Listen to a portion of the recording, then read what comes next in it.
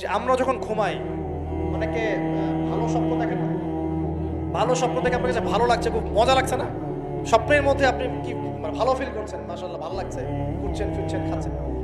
যখন কোনো খুব ভালো আপনি একটা স্বপ্ন দেখেন, আপনার কিন্তু ভালো লাগে। আপনি স্বপ্নে ঘুমন্ত অবস্থাতেই আপনি স্বপ্নে বাস্তবের ফিলিংস পাচ্ছেন, এমন হয় না? আল্লাহ পাক যদি আপনাকে স্বপ্নের মধ্যে রেখে দেন, ধরেন 1 বছর 1.5 বছর 2 বছর, তার মানে 1-2 বছর আপনি স্বপ্নের মধ্যেই বাস্তবের ভালো লাগার ফিলিংসটা পেতে থাকবেন, কিন্তু আপনি ঘুমিয়ে আছেন।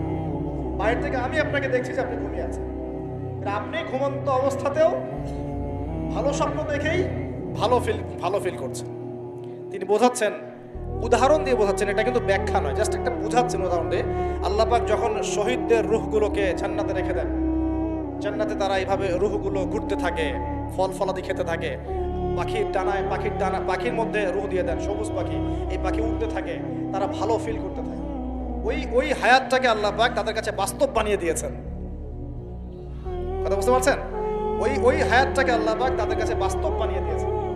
তাদের কাছে মনে হচ্ছে এটাই বাস্তব, এটাই জগৎ। আল্লাহ চাইলে করতে পারেন না? একটা ঘুমন্ত মানুষকে যদি আল্লাহ করতে পারেন, তাহলে শহীদদের ব্যাপারে করতে পারেন না? পারেন। আবার ধরেন একজন মানুষ পাপাচারী, আপনি কখনো কখনো স্বপ্ন দেখেছেন, ভয়ের স্বপ্ন, আটকে উঠছেন, শ্বাস বন্ধ হয়ে যাচ্ছে, এমন হয়নি অনেকদিন? আর হবে তো বেশি, কারণ কানে তো হেডফোন দিয়ে গান শোনেন, হেডফোন কানে দিয়ে ঘুমান, এফএম শুনতে শুনতে ঘুমান, এই কি করতে করতে ঘুমান। ঘুমানোর আগে তো দোয়া কালাম নাই, দোয়া কালাম মাসনুন দোয়া কালাম তো নাই, সূরা মুলক নাই, সূরা বাকারা শেষের আয়াত নাই, ইত্যাদি নাই, পবিত্রতা নাই, বিছান ছাড়েন না, লাইটস অফ করেন না। আপনার সুন্নত মাফিক তো ঘুমাচ্ছি না। ঘুমানোর কতগুলো সুন্নত জানেন?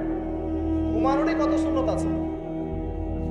ইস্তেঞ্জা করতে হয়, ওযু করে আসতে হয়, পারলে মেসওয়াক করে নেয়, বিছান ঝাড়তে হয়, বিসমিল্লাহ বলে লাইট অফ করতে হয়, দরজায় খিল দিতে হয়, পাত্র যদি থাকে খাবার পাত্র, পানির পাত্র ঢেকে দিতে হয়, তারপরে পড়তে হয় বিছানায় গিয়ে আয়াতুল কুরসি, সূরা বাকারা শেষের 2-3টা আয়াত, সূরা ফালাক নাস ইখলাস, হাত একত্রিত করে ফু দিয়ে সারা গা মাসাহ করতে হয়। ডান কাত হয়ে আল্লাহুম্মা বিইসমিকা আমুতু ওয়া আহইয়া বলে এই যে 33 বার সুবহানাল্লাহ, 33 বার আলহামদুলিল্লাহ, 34 বার আল্লাহু আকবার পড়তে পড়তে ঘুমাতে হয়। কয়জন জানে কয়জন ঘুমানোর সুন্নত? ঘুমানোর আগে এখন কানে হেডফোন, ব্লুটুথ, হাবি জাবি এইসব দিয়ে যুবকরা ঘুমাচ্ছে। প্রতিটা কাজ নবীর সুন্নত মতো করার চেষ্টা করবো, আল্লাহ পাক তৌফিক দান করুন। এই যে 9 নম্বর ওয়াদা করেন, জীবনের প্রতিটা কাজ নবীর সুন্নাহ মতো করবেন। রাজি আছেন ইনশাআল্লাহ? একদম চেহারা থেকে শুরু হবে, চুল দাড়ি পোশাক আশাক থেকে শুরু হবে। আল্লাহ পাক যত উপরে নিয়ে যাবেন, আপনি যেখানেই যান নবীর সুন্নত বাস্তবায়ন করবেন ইনশাআল্লাহ। আল্লাহ পাক তৌফিক এনায়েত করুন, বলি আমিন।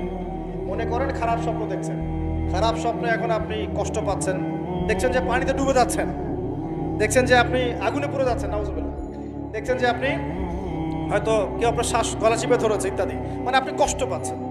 বাহির থেকে কিন্তু আমি আপনার কষ্ট বুঝতে পারবো না, পারবো? আপনি ঘুমিয়ে আছেন, ঘুমিয়ে আপনি কষ্ট পাচ্ছেন। এখন এই ঘুমন্ত কষ্টের স্বপ্নটাকে আল্লাহ পাক যদি 5 বছর লম্বা করে দেন, পারবেন কিনা? আল্লাহ পাক পারেন কিনা? 5 বছর ঘুমিয়ে আছেন, আপনি উঠতে পারতেছেন। এখন এটা হয় না, আল্লাহ চাইলে পারেন, সম্ভব কিনা? আল্লাহ পাক 309 বছর ঘুম পাড়া রাখেন নাই মানুষকে, আছে না দলিল? কোরআনে আছে না? কোন সূরায়? এই তো মাশাআল্লাহ, মাশাআল্লাহ, সূরা কাহফে আছে না? 309 বছর আল্লাহ পাক 9 জন 10 জন ছেলেকে ঘুম পাড়া রাখছেন না? রাখছেন। তো এখন মনে করেন যে আল্লাহ পাক আপনাকে ওই কষ্টের আযাবটাকে লম্বা করে দিলেন, কষ্টের ওই স্বপ্নটাকে লম্বা করে, তাহলে আপনি কিন্তু ঘুমের মধ্যে কষ্ট ফিল করবেন। এখন কবরে যদি আল্লাহ পাক বারজাখের জীবনে সিজ্জিনে কিছু আত্মাকে রেখে আত্মাগুলোকে আযাব দেন, এবং ওইটাকেই যদি তাদের কাছে বাস্তব ফিল দিয়ে দেন, তাহলে কি তার আযাব পাবে না? অনেক ব্যাখ্যা আছে, যেগুলো নিয়ে আলাদা লেকচার দেওয়া লাগে।